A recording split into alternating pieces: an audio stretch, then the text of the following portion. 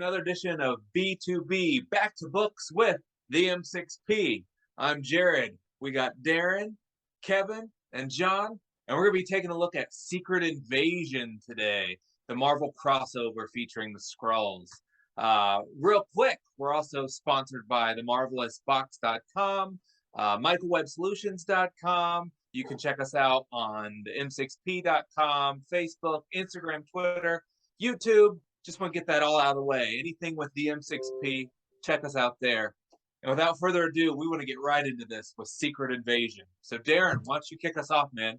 Yeah, pretty excited about this one because actually this is one that I had started back when it had come out, right after, back in the day. Yeah, there it is. And but I never ended up finishing this one. So I actually reread the entire series recently, recently as today. Wow. I've heard some mixed feelings about this I had heard some mixed feelings about this one going into it. I kind of talked to Jared a little bit about this after I read it and everything. A lot of people weren't the biggest fans, and I guess I could see that side too. I really enjoyed it. It's still very different. Just the whole, I mean, it was very fast paced first of all, and it was a very unique story, like the whole mystery thing and just calamity ensuing. That was interesting to me. But just to kind of just dive right in, I don't know what kind of moments stuck out to you guys. Like, what's your history with this book, and why did you like it or dislike it? All right, I'll start. I read it like you, Darren, at the time it came out. I did finish it. I was reading all the Avengers books and most of what Bendis was writing at the time. Your last Back to Books was great, guys. It was Civil War, which kind of lays the groundwork for this. So that's a nice lead in for this Back to Books. But I'll start off by saying I am not a fan of Lionel Francis Yu or his art style. So that could just be a personal preference. Maybe you guys love him. There were a lot of cool looking pictures in this book of like super group shots and fights and stuff that just didn't hit the mark for me because I don't like that. But I thought this was, I don't remember loving it, but I will say that I do see why I enjoyed it more now than rereading it, because I think it was perfect for that time. After Civil War, the possibility that either or Tony Stark or Captain America could be a Skrull, when that could be good or bad. It could throw the whole storyline off. So I remember that. But then rereading it again as just a simple story, it felt more like a bridge to the next event than it did a summation of all the Skrull secrecy leading up to it, in all the books leading up to it. Is this guy Skrull? Is that guy Skrull? And there were a few good reveals, but not, you can't overdo it either. So I guess it played it well. But if the art was better, I probably would have enjoyed the whole story more. Yeah. I remember getting this book, Secret Invasion 1, and just being blown away. I mean, the first issue, I think it trumps all the other 8 issues together because so much happens in that first issue. And it's like every time you turn the page, you're hit with something. It's like, whoa. It's so different from stories today. Crossovers today, they seem to just stretch them out and they go forever. And Secret Invasion maybe was an issue or two too long, but issue 1 really kind of made up for it in that it just hit the ground running, beat after beat after beat. And like John had said, with Civil War, you can see the planting of seeds for Secret Invasion all the way back to Avengers Disassembled. And you just see all this build up. And it really did leave me reading it weekly, like, who is going to be a Skrull? What story mattered? What didn't matter?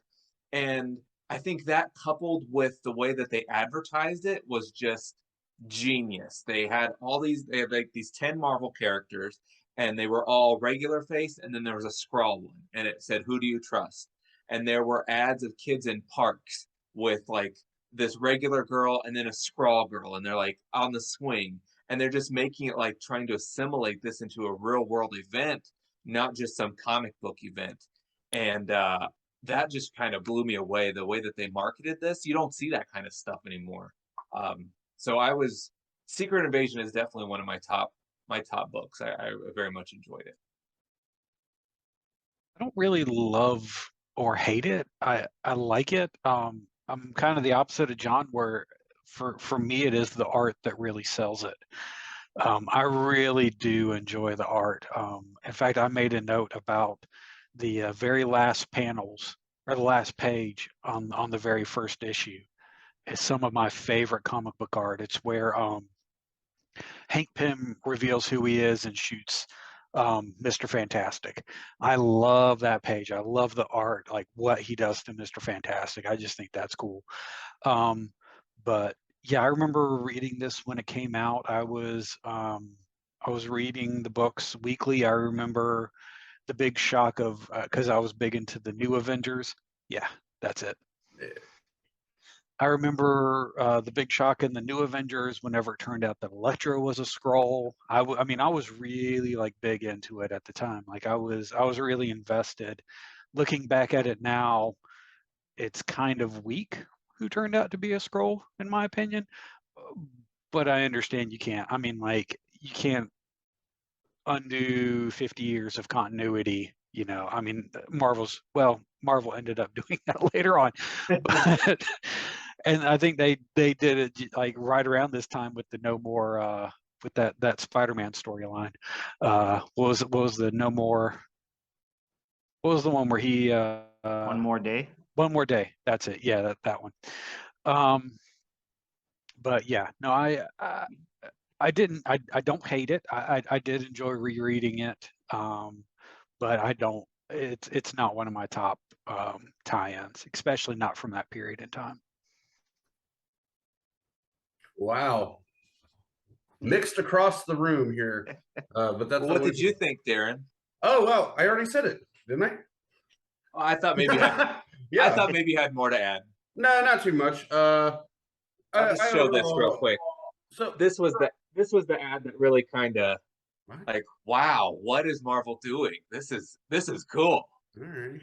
Yeah, and Jared, the way that played into the story was probably my favorite part of the story. Rereading it now is like one complete thing because, like I said, I followed along. I don't know if I sat back and read these 8 issues again since they came out. So to read it as one story without, I think when I looked on the app, there's 106 possible issues that are tied to Secret Invasion, and I read 8. So just just to keep your mind a little bit more focused, it was cool in how they did the one panel of when the Skrulls are in the middle of downtown and they're trying to calm everybody and get them to their side, and they show all of the Barack Obama and John McCain, who were both actually, I think, running for president. Neither one was president when this came out, and they had Oprah Winfrey and Tom Cruise and Eric Cartman and just all these people saying, yeah, he loves you, trust us, follow us. And then, of course, that turned like a group of young college kids with signs against the Avengers and everybody else because they just believe what the TV tells them. And I'm like, that's a little bit of foreshadowing, or I guess the way it's always been, but now is still true today in today's politics, whichever you follow, you know. I made a note on that very particular scene because I thought it was funny how they were calling the cops fascist. Right. They were shown as the idiots, and I was like, you wouldn't see a scene like that. Yeah. Not these days. Alrighty. So, but quick question here, and this kind of popped into my mind because the first Skrull, like they're all shocked. Wow, Elektra was a Skrull. Anybody could be a Skrull.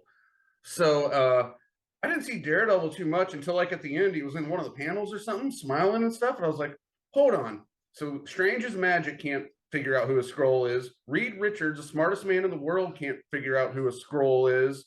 Yada yada, all them. Daredevil probably could have just stood up and like listened to the heartbeat, like they're lying. We got a Skrull. And then you didn't, I don't know. I just thought that was interesting. Plus, it's Elektra. Why wouldn't Daredevil be in it more? This doesn't make any sense to me. Daredevil was a Skrull.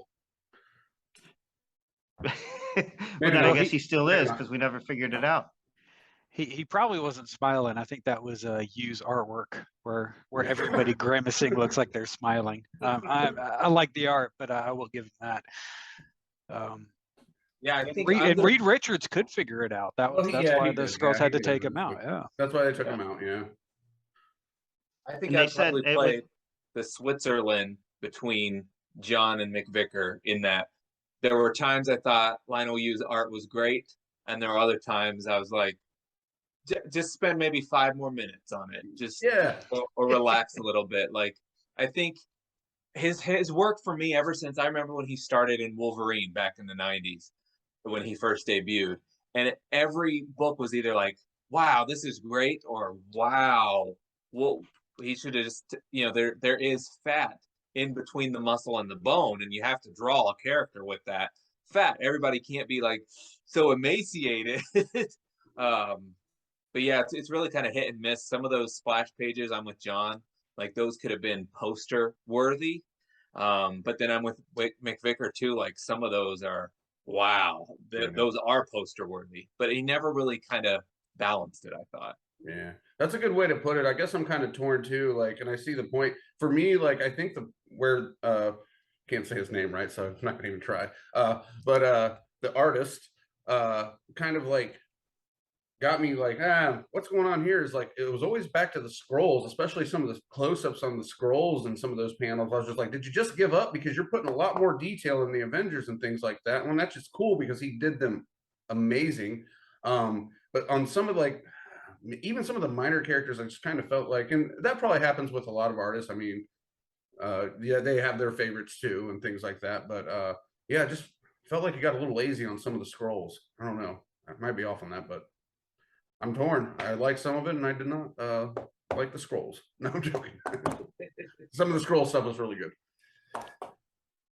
Yeah, I think kind of back to the story element. I remember during that time in Marvel, I was a little disenfranchised, a little bit, not completely, but I was like, I wasn't super excited about where X-Men was going. They're like in San Francisco and all that stuff.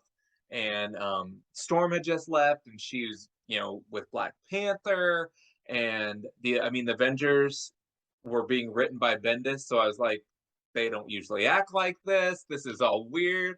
So my hope for Secret Invasion, I remember, was like, oh, Storm is definitely a Skrull because she would never marry Black Panther, and some of these X-Men are definitely Skrulls, and I know the Avengers, like, this is going to be great.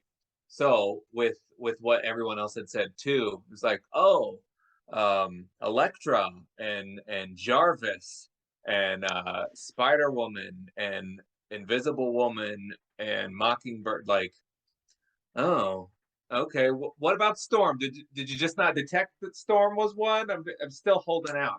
Like they definitely could have had some of those big giant. Wow, Daredevil was one. And he didn't get affected by Reed Richards' blast, and he continued to be a Skrull for a while, or something like that. I don't know. Yeah. Always fun stuff. What are, guys, some of your favorite moments? I'm going to jump out one that really kind of like changed the whole pace and tone of this like story. Was like, I loved when they're fighting the old versions of themselves, the old Skrulls dressing up like them and stuff, or the older, whenever those particular characters were kidnapped, that's the way they looked and whatnot. And they're going through that, fighting, battling, and they're kind of amidst the chaos. The whole thing's like, which one's a Skrull? Which one's a Skrull? Captain Marvel's getting Tony Stark out of there. He's going through his stuff after Jarvis, lets off the little tech virus bomb on him or whatever. And eventually a T-Rex just comes and breaks up everything. And the heroes get scattered, and then it becomes a whole different, like just a whole different type of comic book for me, because you got these various small groups with their different characters trying to figure out, oh, is the person with me a Skrull, and they're talking to the other person that they think might be a Skrull about who could be a Skrull they might run into. And Ronan's running around kind of just shooting people. But I really enjoyed that whole element to the story, and that came towards the middle, and of course, and everything. I don't know what, and I have many more, and we'll probably get into some of them. But what was one of your just standout moments, like from that storyline, that you're like, that's my favorite? And Kevin kind of alluded to that, the Hank Pym, hey, I'm a Skrull, blasting Reed and all that. But yeah, what do you guys think? Yeah, I like. I don't know if it was the first or second issue, but it was right around then, Darren, when they were fighting their old selves, and Mockingbird came back, and she didn't know who Ronan was, so he took off his mask, and he said, what happened on October, whatever, and like they lost a baby. They had never told anybody. She knew all about it, and it was like a real soft, touching moment in the middle of this big sweeping epic. And I I think Bendis and actually like you are both better writers and artists kind of on the smaller scales. I like the New Avengers where it was like the street level guys. He's got kind of a dirty style that you can go with for those guys. Maybe that didn't transfer as well to me and on this big epic, but that was one moment that stood out. And the other, they're kind of two moments that parallel each other. Or the one was when the Captain Marvel, who was a Skrull, but he was so brainwashed into being Captain Marvel that he couldn't like change himself into being back to a bad guy Skrull. Yeah. And like Norman Osborn is kind of like talking him out of it, and he's like, "You don't even know who you are, buddy. Come on, don't worry about it. You're a good guy, right?" And then the parallel of that was when Queen Veraki had Tony Stark, and he's sick, and she zapped him in his armor, and she's like, "Well, you're a Skrull. You're like our deepest sleeper agent." And he's like, "Am I? I don't know." You know, like two guys that are so confused by all of what's going on, they themselves don't even know who to trust, which is kind of the whole arc of the story. And so I thought those were two good moments. Good stuff. Yeah, totally. The mind plays that were going on in those two characters, because you really did have, you were also being mind played as the reader of, is Tony Stark a Skrull? Because she's very convincing and it would make sense. And like you go on this rabbit trail and you're like, no, come back. That's not what's happening. And the same with Captain Marvel. Like, I mean, Marvel characters come back all the time. So maybe he really didn't die, of cancer, and Captain Marvel really is back. And like, wow, it just, you can become paranoid as a reader yourself. I mean, it kind of it forces you to immerse yourself in it because you're worrying like the characters are. And like, that's the most anxiety ridden comic book that I've ever had to deal with, I think. Like, I was like, oh my gosh, no, wait, what's gonna, oh no. Yeah. So. Yeah. So I'm with John on those. I think, two for me, originally reading it was when that ship opened up in the Savage Land and you see all those heroes. That really was huge because it wasn't just an Elektra or a Jarvis. It was like, holy cow, this could be big ramifications for the past 30 years of comics. Well, maybe that really was Beast and Jewel and all those characters. But then also the last issue with Norman Osborn just saving the day and taking out the Queen. I mean, and what that set up for everything, that was just a mind blow as well. So those are probably my two big scenes. I already said one with and I think that's more the art. It's not that wasn't like necessarily a great reveal. I just like how you drew like Reed Richards taken out, like just completely turned to plastic. I just thought I just like the art on that. For me, the other scene, and I was shocked this time around because it's not even a character I really care about. But in the final issue, there's a panel, or there's a page where I think it's the Young Avengers are standing around some captive Skrulls, and Hulkling's there, and he's hearing the rationale and the desperation from the captives, and there's just this one panel that I think there's like a thought bubble of like the president interviewing Norman Osborn. I think there's a little caption of that in the corner that says something, but it's again, and I think this goes back to what John is talking about, where you was really great in like these like small moments, and there's just this look on Hulkling's face in that final panel, and it's just kind of where he's like, these are my people, and they're just desperate. What they did, he understands what they did was wrong, but it's just a gorgeous panel of just him soaking in the information. I just love it. And that's, that to me that really stood out this time watching it, or reading it, sorry. And but I will say the first time I read it, it was that Savage Land scene. Because again, at that point in time, you don't know what's going on. You're like, oh, are they about to erase 30, 40 years of continuity? Like that was a big deal when that first issue, or that was in the second issue maybe, but whenever that hit. Yeah, absolutely. And I agree. There were some really good, just strong panels and multiple ones throughout this series. And one of the ones that stuck out to me, I guess, was the realization of Johnny Storm that his sister was a Skrull, and she releases a negative zone, and he's trying to grab onto her, well, Sue's kids and everything, and that whole thing. And then that one panel, it's just Johnny, and it's half the torch and half Johnny. You know, it's like half of them's on fire, and the other. Oh, I just thought that was. I loved that panel. That was great. There's so many more though. I mean, any stick out to you guys? The other two? John? Probably not individual panels, but more so like those big scenes. Yeah. I think, Kevin, like you were talking about the emotion that, Lionel, you could either hit or miss. And I think it was almost chilling, like to see Jarvis when he's just like creepily, like he loves you, and then sets the virus off, and you're like, ooh, that feels kind of creepy, for Jarvis, for such like this. I mean, you feel bad when the Masters of Evil break in and beat him up, and he still comes back to the Avengers and he takes care of them. And then even after disassembled, he's still there. Like, Jarvis is like the Aunt May of the Avengers, And then to see that he's terrible and he's evil, like, wow, a lot was conveyed in a couple of those panels with Jarvis. Oh, and then, I'm sorry, before you say anything, John, but then when Jessica Jones leaves her kid with Jarvis, and then she realizes what happened, and like the anguish and pain. My gosh. And she doesn't even want to go or anything. She was struggling with that, and then she's like, no, I can do this. I'm gonna go fight my fears. And then look what happens. Like, sorry, go ahead, John. No, yes, right. I agree with all of you. Well said, gentlemen. Well said. All right. Yeah, the other thing was Maria Hill was pretty cool when that Jarvis scene, when she used to tell him, no, I'm going to buy a T-shirt. I got this T-shirt. I'm going to make it. No, let me tell you what it said. And they're like, listen, crazy lady. And she thinks she's got the guns on Jarvis. And then she looks around and all her men are Skrulls. But then she's a life model decoy. So it's like a double cross. You double cross my triple cross. And then she bazookas him. It was pretty cool.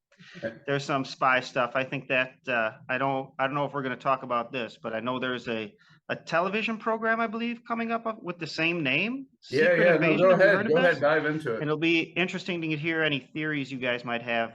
What from this would cross over to that, because I've got some of my own. Okay, go ahead. Okay, so host away, hosts. All right, yeah. No, so I was actually really thinking about this, especially because it was so fresh for me today, because I had never finished it originally, and I'm like, well, how's this going to tie into the show? And they're always alluding how Nick Fury is always prepared. He's always one step ahead of everybody. So I think that the MCU series, based on what we've seen in the trailer, is going to be about that, his realization that the Skrulls are coming, and how he has to be careful, because right at the beginning of the trailer, you don't answer any of your calls or anything like that anymore. And he's like, there's a reason, or something like that. And that'd be a really cool angle too, just to show how Fury kind of prepares for all this and knew about it ahead of the other heroes, because they're not going to be able to pull all the other heroes into this series. And of course, there's been the leak that Emil Clark is Abigail Brand, which was one of my favorite characters in Secret Wars as well. So that's my theory. I'm not going to try to dive into too many details, but I think it will focus on Fury's realization. Okay, they're coming. We have to do something, or they're here already and they've been here, and we better get going on something. Well, he knows that already in the MCU too, but thanks to that terrible movie Captain Marvel. But sorry, go ahead. Yeah, no, you're good. I'm cautiously optimistic, because for me, Secret Invasion is like a phase. It should be like phase 5. They could really do something with Secret Invasion. So when I hear it's 6 episodes,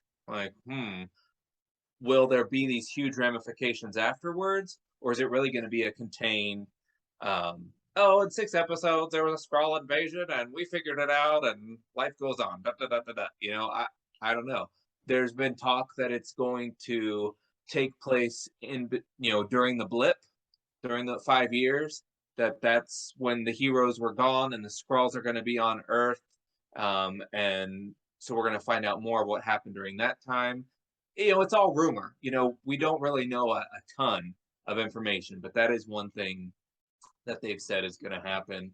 I'm a little weary, I guess, because there's no big name outside of, like, you know, Maria Hill and Nick Fury and Abigail Brand.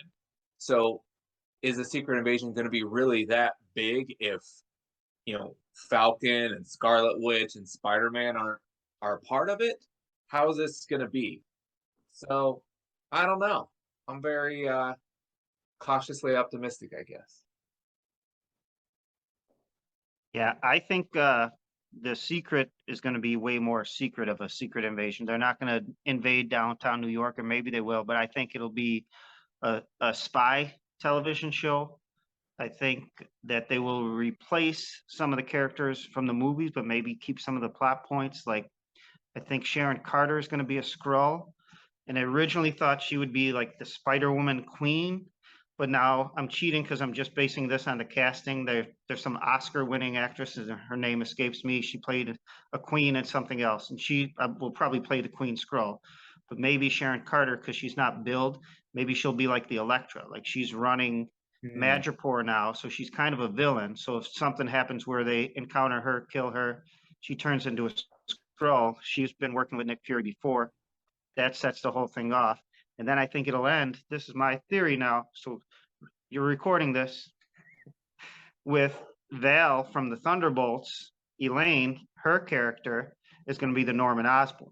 And she's going to end up killing the Queen Skrull at the end. And then that's where the Thunderbolts will spin off of that. Ooh. That's my theory. That's a good theory. Because they did Dark Reign after Secret Invasion. So this could be a similar, she's taking the reins from Nick Fury by doing that kind of thing. You're out of line, but you're right. I would watch that. I'm signed up for that. We'll see. For me, like what it sounds like it's going to be is just another Captain America Winter Soldier. We already had that. Like, that was Secret Invasion in a lot of regards. You know, like when they revealed who was Hydra, I mean, that was kind of a pretty big deal back when that movie came out. So I don't know. I'll watch it. I'll watch anything with Samuel Jackson in it and Olivia Colman. I think that's who you were thinking of, John. Yes. Yeah. So that's, yeah. I mean, yeah, I'll give it a shot. I don't really have a lot of expectations, but Yeah, I think it could be, like, I know that a lot of people were disappointed with Sharon kind of turning, you know, traitor at the end of Captain America and Winter Soldier. So her being a Skrull would be great. And if some other characters that I feel have been terrible in Phase 4 were to be revealed as Skrulls, that would make me really happy and be like, oh, that's why they suck. So the Kingpin and Hawkeye is a Skrull. Is that what you guys want? Was what are we? Maybe Daredevil from She-Hulk is a Skrull. You know, who knows? I don't know. Oh, Who yeah, could be. no, That's a I'm good with question that. right there. Who in this current version of the MCU would you want to be a Skrull, or do you think could possibly be a Skrull? Ooh. Wow. everybody Any who idea? made the Moon Knight show. Yeah. Come on, man. Oh, the monsters at the end were cool. All right. Yeah, so who's The hippo. that? All right. So yeah, who would be a Skrull right now? Wow. Definitely Sharon Carter. Because there's no other way or angle to play her character in the MCU because she's so boring. I bet if we did a poll right now and said who is the least favorite MCU character, I bet it would be her. I might be wrong. I'm just thinking of, like, as a character, she's not, I mean, they've thrown her all over the place and everything like that. And she changes it. Like, they don't know what to do with her. Disney, they're just like, well, we'll just, they do that with a lot of characters, actually, in the MCU minor ones, but we'll see what happens. Alrighty, who's next? Well, I mean, with Secret Invasion, I really enjoyed, because we're talking about other forms of media, I loved in Avengers Earth's Mightiest Heroes when they kind of adapted Secret Invasion for the animated series. I don't know if you guys remember that at all, but it was basically the whole second season was, you know, who are these Skrulls, and it followed the comic books a little bit, but it still kept you hanging, and I thought that was a great adaptation. Yeah, that was with Captain America being the Skrull. That was really good. Yeah. I think Right. Baron Zemo is because nobody's that happy after their entire family has a city Kevin, dropped on them. True. Like that was not the character from Civil War in that show. Right. Winter Soldier Zemo wouldn't dance. So Right. you're right. True. That's a Skrull He trick. probably did, but he wouldn't now. Yeah. I mean, I'll probably get flack for it, but I'd love it if She-Hulk was a Skrull, and we could explain yeah. why she was so terrible. No, But that's a whole nother episode. no. Some people liked it. It's fine. I thought it was fine. I did. I enjoyed it. Yeah, it's fine. It was what it was. Did you ever read a She-Hulk comic book? I mean, it was pretty Yeah. much that. And if you never read a She-Hulk comic book, you're definitely not going to like the She-Hulk series because she breaks the fourth wall, and it's just Yeah, goofy I've never read. rom-com. I've never read an actual She-Hulk comic specific to her, but I've read many books with her in them, and I've always enjoyed her character in those books. I just look. I'm not gonna say anything bad about it. There's no point in that. Yeah, no, she was definitely different in her own comic than she was as an Avenger, where Yeah. she's not really yeah. talking to the reader in the Avengers, but she would do it in her own comic. Yeah. And Yeah, I honestly 100%. think, I think like for me, it was more the lightheartedness of it, and some people like that a lot, and that's the same reason I quit watching Miss Marvel. And sometimes like just some of these shows, I'm just like, no, I can't keep going. And Daredevil's my favorite character, but the only thing I've seen from him in the She-Hulk was in the trailer and the clip that Jared sent me. The fight scene. He was in an alley or something. They were trying to copy the hallway scene or something, and then she falls down at the end of the. I was like, "This is great. He looks great." And then she just falls down. Oh, comic relief. Here we go. And I was like, "I'm out." That's not my Daredevil. No, well, Darren, Daredevil's my favorite character as well. So Yeah. but I enjoyed him in this. But yeah. I liked like when Mark Waid wrote Daredevil, he was funny. So I can take the Frank Miller Daredevil, the Brian Michael Bendis Daredevil, the Mark Waid. I like him too. I met Mark But Waid. if he was a Skrull, I like him if as he a was a person. Skrull, that would make sense. They screwed up Karnak. They screwed up Moon Knight in my eyes, and I have a feeling they're about to screw up Namor. I really hope they don't, but I have that feeling. Those are my three favorites. So, yeah, we'll see. Yeah, we'll find out. I don't know. Everything this phase has left me unimpressed. Maybe not bad. No, it wasn't bad. Like that's my argument on She-Hulk. It's not like She-Hulk was the best show ever. Which, come on, guys, it wasn't that bad. Like that's what my arguments are reduced to now. So that's how how far we've fallen from this was the greatest movie I've ever seen to come on, it wasn't that bad, was it? Yeah, that's why this phase is so lackluster. I think too. It's like, I mean, in the previous ones, we were all like, and for the most part, they delivered. Of course, we all have our individual qualms about certain of the Marvel films, but this one's just been like, all right. Like I enjoyed Doctor Strange. Was that even part of this current phase? I don't even know what phase we're on anymore. Okay, yeah, that one was pretty cool. I like some of the Disney. I like the episodic nature of these series because they're telling them more like a movie, just breaking them down into a TV show. That's cool. But not all of them great by any means. Yeah, it's just like what a lackluster. Like, give us something. I don't know. Yeah, I wonder if I would love Werewolf at Night as much if it was in phase 1 or phase 2. I mean, because I really love it. I think I loved it too. Yeah. Amazing, but I don't know if it's because my expectations. Even I really like She-Hulk, but still my expectations are in the ground right now. So. Yeah, Werewolf by Night was great. A perfect Halloween. Black and white thriller kind of show. Yeah. They're going to reveal him as a Skrull during Secret Invasion. I mean, he could be a Skrull, and then he just changes into a werewolf Skrull. He's just changing forms, At least we loved it. So he's a Skrull. Right. Ted the Man Thing is a Skrull. Ted will not be a Skrull. Oh, wow. Yeah, Werewolf by Night. That was a fun one too, but let's get back on track here. I don't know. Do we have a whole lot else that we need to really dive into? I don't know. Anything else you guys want to jump into regarding the Secret Invasion? I don't know. Anything I you want think to just highlight before we cut into maybe some Marvel trivia here in a little bit?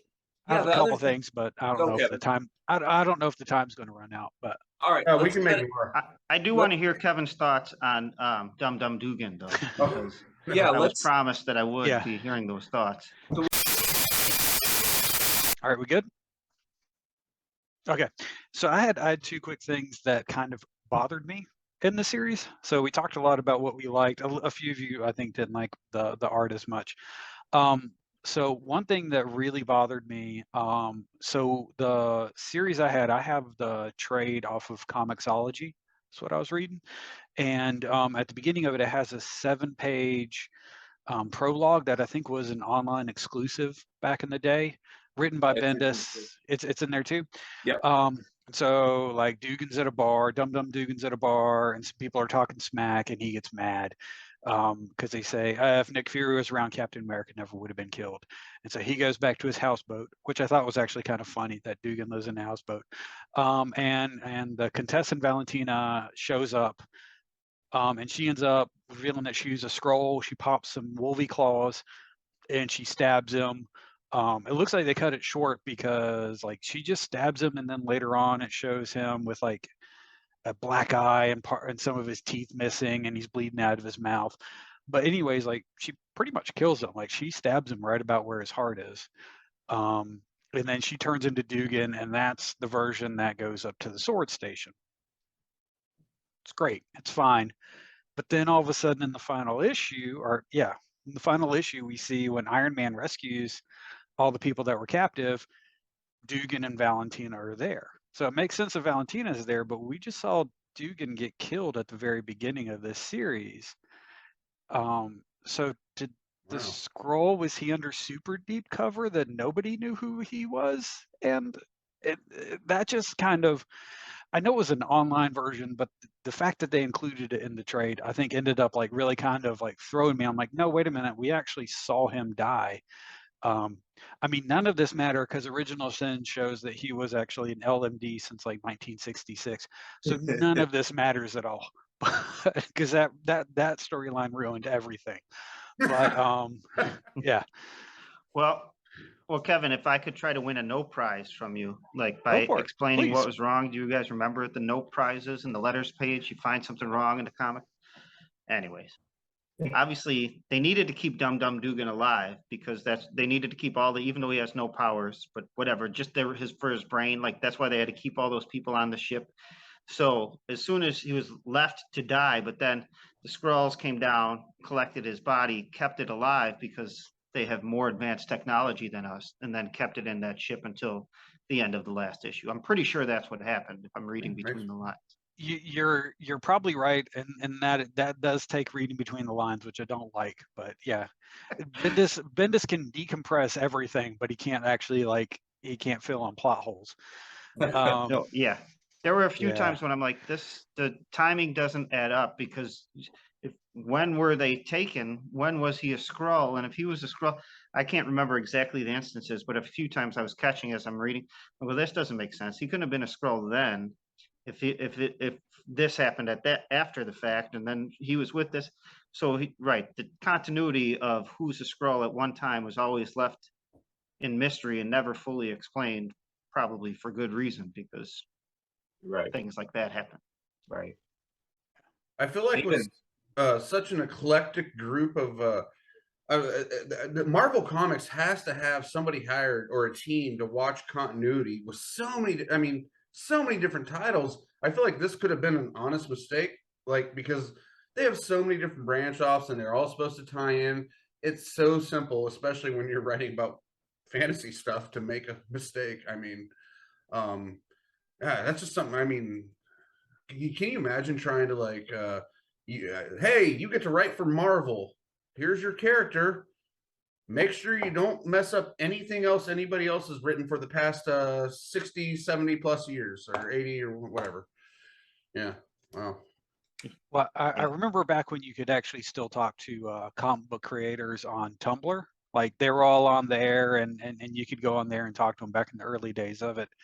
And I remember actually asking, I think it was either Bendis or Fraction about that, about like, like, what are y'all's edicts when you're writing, you know, something that has 60 years of continuity? Like, what's, and he's kind of like, there's not really a lot of edicts. It's, we kind of pick and choose what we like, and that's what we do. And, you know, we just kind of got to make sure we don't get anything too wrong. That's kind of the editor's job to make sure nothing is too wrong.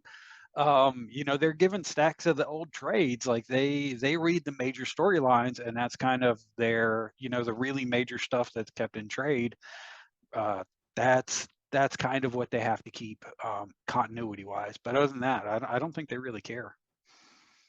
But I think you bring up a good point. Like there's a reason they're editors, and then the editor has an editor, Yeah. and so stuff like this isn't supposed to slip through. Exactly. You know, I remember Tom Brevoort when he was, you know, 20, 30 years ago, but like he was Marvel's main continuity guy, and he knew every book and everything that always happened. And now you see these editors, and you'll read interviews with them, and they're like, yeah, you know, I've been reading comics for a couple years, or I remember watching the cartoons, then I went to college, and now I decided to get back into books. And I'm like, what is the litmus test for being an editor? Because I feel like the four of us could totally do that Yeah. way better than somebody who used to work at Elle magazine or something. Like, there's a difference in being an editor for like a fashion magazine or encyclopedias or whatever than something that has 80 years of continuity. Like, Yeah. you need to know that, like, how to say Mjolnir. You know, it's important if Monet says she doesn't like French fries, that then 20 years later, she's not in a burger shop eating French fries, you know? And to that point, even, I mean, we're men of a certain age, and we certainly all had pretty much, I would feel, the same era of growing up with our particular these characters. But there's much before we even born. There's so much time with these characters, and so much storyline. And we, because we're comic fans, we do our research and stuff. But I mean, we didn't grow up in that era. We know the era we grow up in, and we know that era that these new editors are growing up in. So I just think it's so interesting, like how vast the whole universe is. And like, again, back to your point, Jared, hey, we've been reading comics for a few years now.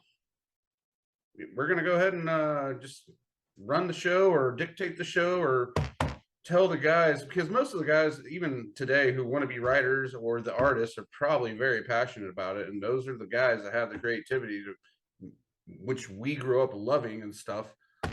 And now we have potentially Karens as editors for, I don't know. But No, you're right. to- To me, the reason I love Marvel, this is a Marvel show, and DC's great. And I've read some great DC comics. Some of my favorite stories stand alone, like the Dark Knight and the things that stand alone are great DC stories. But the reason I love Marvel is because every issue you read is an investment of your time, Mhm. and it pays off if 20 years later that issue you read has something to do. It's still continuity is still happening in the current issue. That's part of the beauty of Marvel Comics. DC reboots itself every 5 years, so you only have to, you can start on issue 1. If you wanted to read the Ultimates for Marvel, they did it a nice way where they had their own line, but that didn't have to, and they never really crossed over until Secret War, you know, slightly. So for Marvel to everything to be continuity, you have to have somebody in charge saying, no, this happened, it happened. So we can't just pretend it didn't. It might have been a stupid story. Maybe we can explain it away with a bad explanation, like I gave about Dum Dum Dugan. But you can't just say, nah, forget about it. We don't, you know, I'd rather have the dumb explanation than no, we're just going to ignore that happened. Yeah. Like, Star Wars has a continuity expert. His name is Dave Filoni. I mean that seriously. Like I mean, he's very passionate. I think that Marvel should just go out and find just a Marvel genius who knows that. Like, well, they do in the movies, you know, but they just don't apply it to the comics. I mean, Kevin Feige's great with the. yeah, I agree. Yeah, but I mean, he'd probably be pretty decent at the comics in the continuity based on where he's at now and his, you know, making the movies and stuff. But he's definitely probably not the best by any means for the imagination. So I remember when Andy and I started the M6P, you know, I mean, we would just talk for hours and hours about, you know, if we were writing the books and what we would do.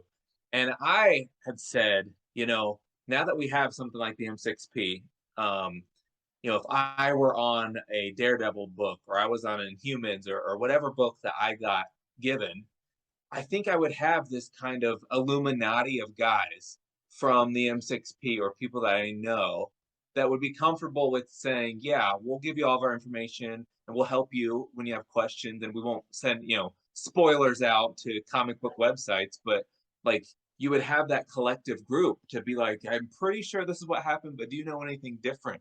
And I think if some writers would just utilize like a cabal Yeah. of fans, just this tight knit group, I think the books that we read today would just be so much more enjoyable, and like they mattered, and they made sense. And you know, when you've got this, you decide to bring Wonder Man into your story, you're like, well, I know that John loves Wonder Man, and he's not going to steer me wrong. And even though I feel like I have a really good grasp of Wonder Man and what he would do, I'm just going to run this by him real quick to Right. make Yeah. sure, you know, that kind of thing. Like, I think that's what Right. I would do, but I'm also playing Monday morning quarterback too. So And just so we aren't completely throwing modern editors under the bus, it was under Tom Brevoort that a Summers brother killed a Summers brother with their own Oh. powers in Yeah. Age And of Kevin, Apocalypse.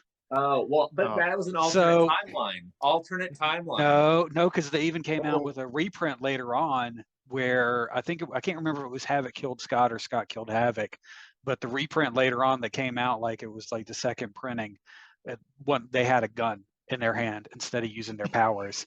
So it was an actual continuity error that Brevoort let slip. So just I'm I've looking never at seen my Jared so AOA appalled. trades right now, and I'm gonna have to it's the very look. last issue. If you have it in the trade, I'm It's in pretty sure Omega. It's in Omega. he I know. he has a gun. But if you just do a Google search, the original printing has him killing him with powers. You know, this deep conversation has me thinking something while Jared looks for that. This is why I Basically, always win trivia, by the way. Sorry, but Well, that Havoc was probably a Skrull, though. So those weren't really his powers. Again, there that's you go. two no prizes I've won on this episode. I'm just telling you, send them out. I got a new address. they created the multiverse to erase continuity errors. Sorry, it's probably See a gun. What's that? I don't see a gun in their hands. Uh-oh. Havoc kills Cyclops with his energy blast. He told you Okay, to Google it, not look in your book. I thought they had reprinted that with a gun. So that's interesting. Okay, maybe I was wrong about the reprint, but I remember that being a big issue in Wizard Comics back in the day. Oh, well, I think I would like to continue this conversation off camera though, because you wouldn't have just made that up. Yeah. You know, Right. that's not something Kevin's just like, oh, well, I'm the gun. Yeah, That's what it is. No, we know. Hey, we should add that as a trivia question, by the way. I bet some Google will help me figure this out. All right, we'll get back to Secret Invasion. But Kevin, didn't you have another point you wanted to bring up? Yeah, I have one more thing. And again, I think this goes to me being like all of us old men, sorry, who've read comics for years and years and years. And this is something that I had to get used to. Sometimes it really works for me, but it doesn't in Secret Invasions. And that's the caption bubble. So you have the word bubble, you have the thought bubble. They've definitely gotten rid of the thought bubble. Thought bubble doesn't really exist. Occasionally you'll see it, but not really. And then you have the caption bubble where they kind of explain what's happening in the sequence. I really could have used that when Wasp went all haywire. I didn't really understand what was going on. The art was beautiful. The the Kirby crackle, the Krabby Kirkle, the Kirby crackle. I mean, it was a beautiful sequence. I liked the art, but I didn't really understand what was happening and why she's happening. I know years later they got explained away that she shrunk down to a microscopic level. Or something like that, because she got brought back, whatever, later on. But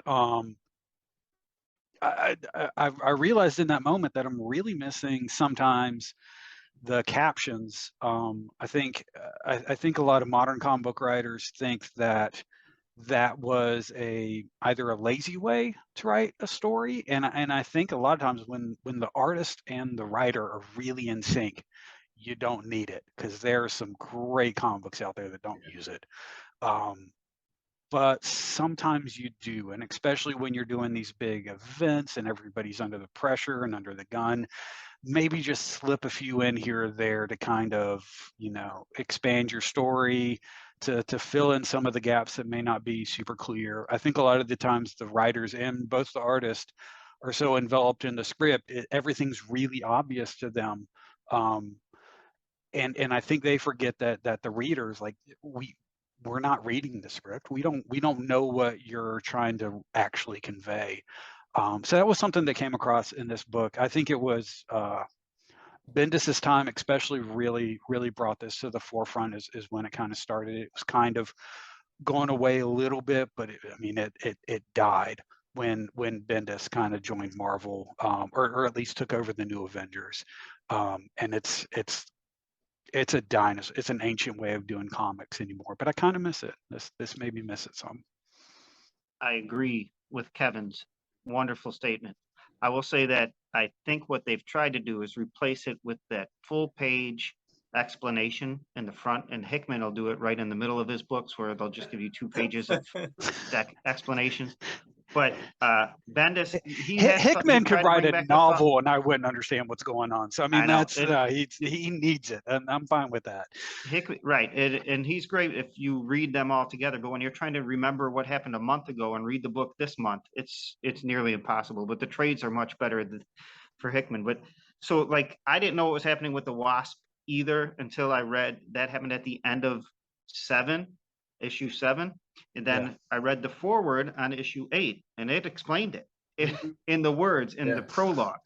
So that's why I'm, okay. Look, and I didn't explain exactly how she's in the microverse, and we found that out later, but it's just, Hank Pym poisoned her with the secret thing and they alluded to it earlier, because he said to Hank Pym Skrull said to the Queen, if they still have the Wasp, then we're good.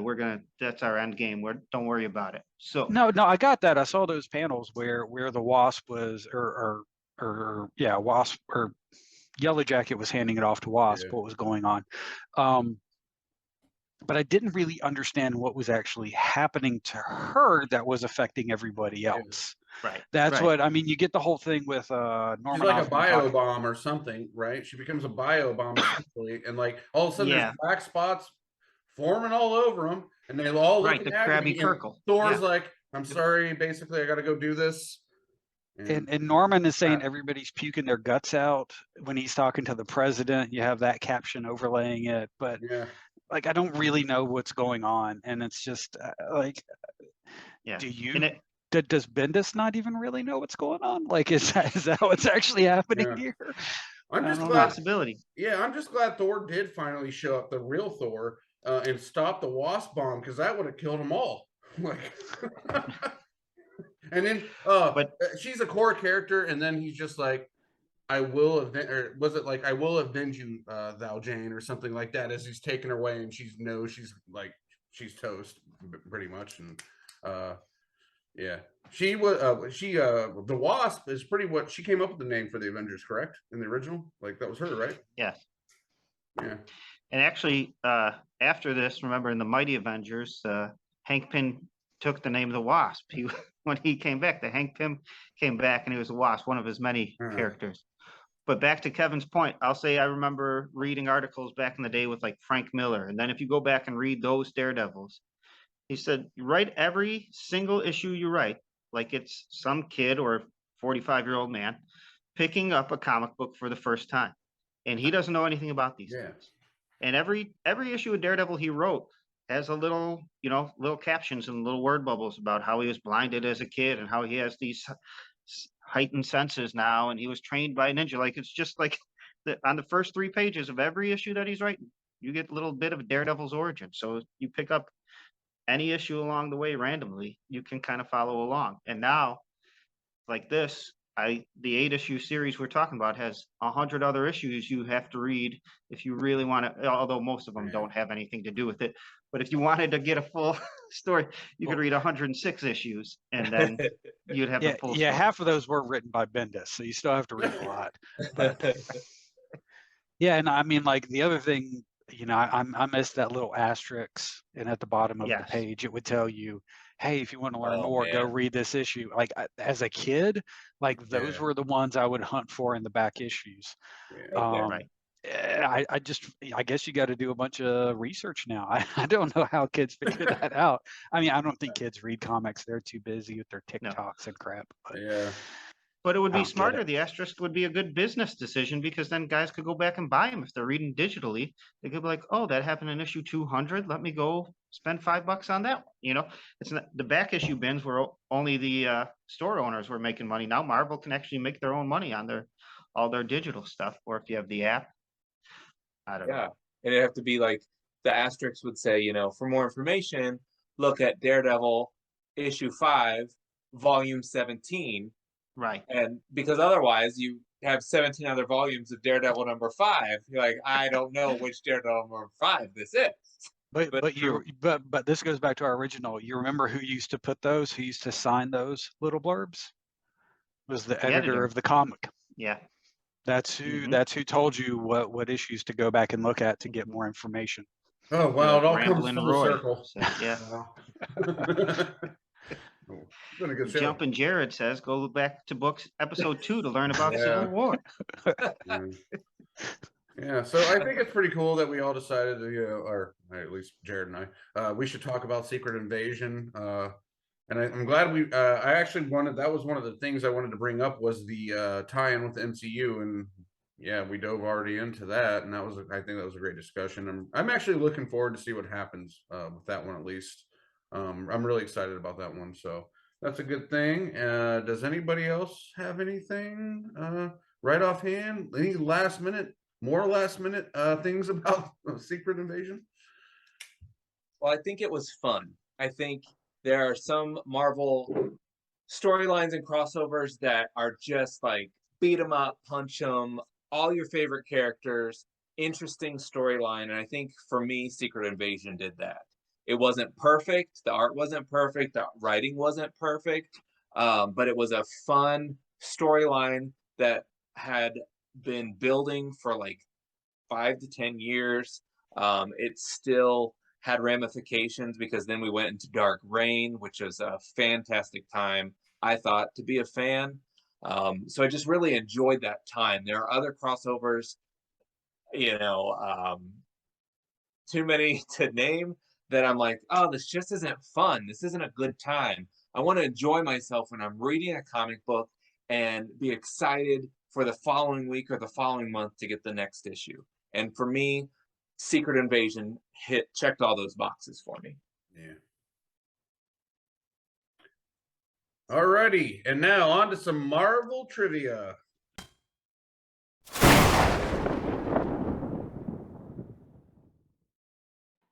All right. I don't have a ton of Marvel trivia for That's Secret fine. Invasion. I mean, even if like you read the book, the event Secret Invasion took place over like a day and a half.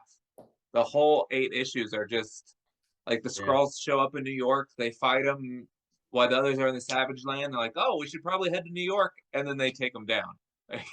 It's like that. All right. Are we still drawing on these things? Are we raising? We did.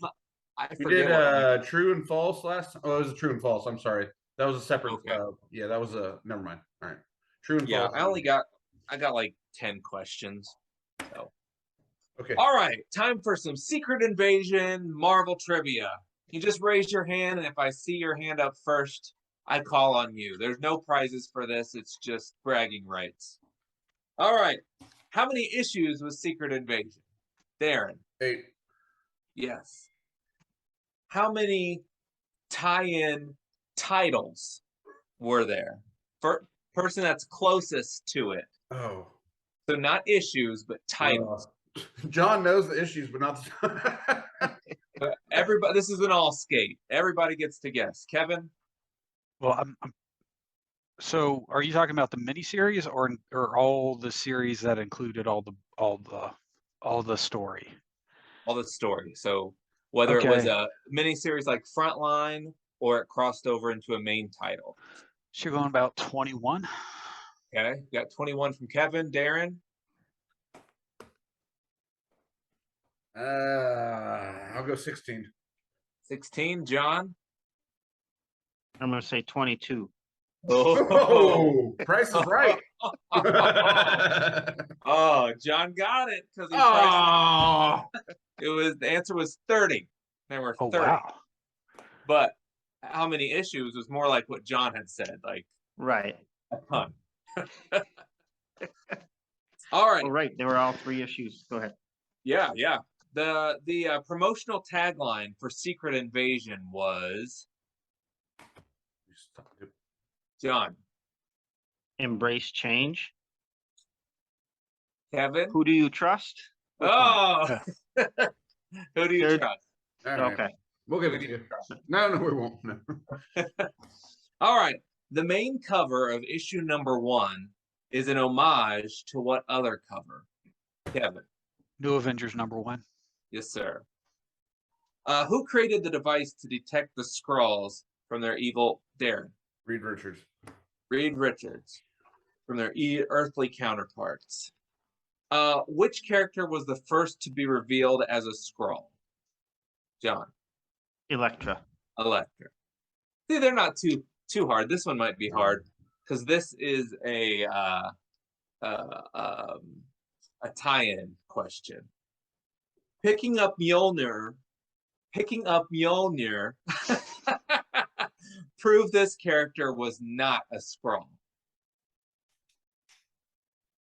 John. Thor. No. Darren. Kevin. Beta Ray Bill. Beta Ray Bill.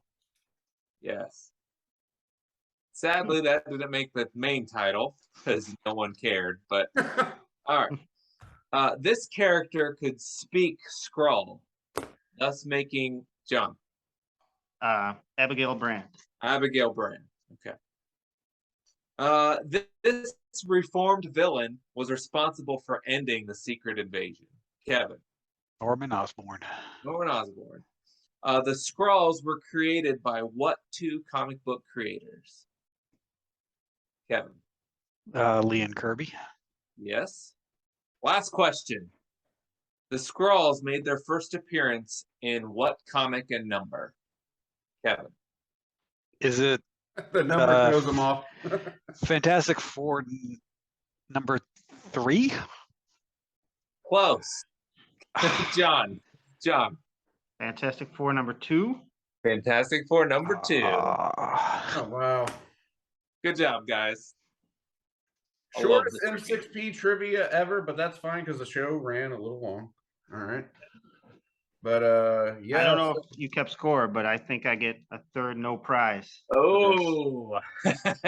We're gonna have I don't John know, be I in might have charge missed- of the no prize. I might have missed some of Kevin's points on purpose accidentally. But actually, but wait, I have a theory now, and I'm not. Are you guys keeping up with the current X-Men run? I'm about 3 months I'm not at behind. the everything. moment. Not. I am. So, in your trivia question reminded me of this. Abigail Brand is a mutant whose power is to speak any language, right? But currently, she's working with Orcus, allegedly. I don't know if that's been revealed. Like I said, I'm 3 months behind. So if I'm, so do you think she's always a double agent? Maybe she can speak to Krakoa along with Cypher, since she can Ooh. speak any language, and maybe Krakoa sent her over there. Yeah. That's just my theory. We're working on it. What do you Well, think? the summer crossover is called Fall of X. Like, Right. it's coming down. It's Right. all Are you done. guys done with Krakoa and ready for X-Men to live in a mansion and hang out I'm done. normally again? It was a nice little adventure, but Right. it lasted about 2 years too long. Yeah. I got you. You know, it's like, well, I know we're getting sidetracked, but you Okay. know, when your whole goal is to fight for peaceful coexistence between humans and mutants. And instead you're like, we're going to isolate ourselves on an island, and we will cure cancer if you recognize us as a country and do trade with us. And also you can't come to our island because we don't believe in peacefully coexisting with you anymore. Like, what? What? Yeah. No, that's like a side quest you take in Zelda, but it's not the main path on Zelda. So get back on the main path. Alrighty. Agreed. So to recap, anything else on the trivia? Go ahead. One quick thing. Maria Hill did not learn a valuable lesson from Nick Fury, because whenever you put an LMD in place, you always go to a bunker where no one can find you. So she did not learn a valuable lesson. She only learned half the lesson from Nick Fury. So that T-shirt was stupid. So. Alrighty, that's a good way to end it. Okay, so really, Jared, we're here at the M6P. We're really excited for the holiday season and for you guys to buy some more stuff off TeePublic. Today it's winter wear, so we're going to promote the M6P hoodie. I think. Ooh. Yeah. Oh, sorry, it's got a hood. You guys should do a Nick Fury was right T-shirt. What's that? Oh, we haven't made it yet. Soon. Also, new Phoenix mug. Hold on. Oh, nice. Oh. Very nice. Jared's attention to detail on his coffee mugs is pretty good. So that's all I got. Anything from you, Jared, before we cap this one off? No, just thanks John and McVicker for hanging out with us tonight. As always, check out the m6p.com on all the socials. Look for the M6P, and of course, we'd love to have you subscribe. And until next time, make yours the M6P.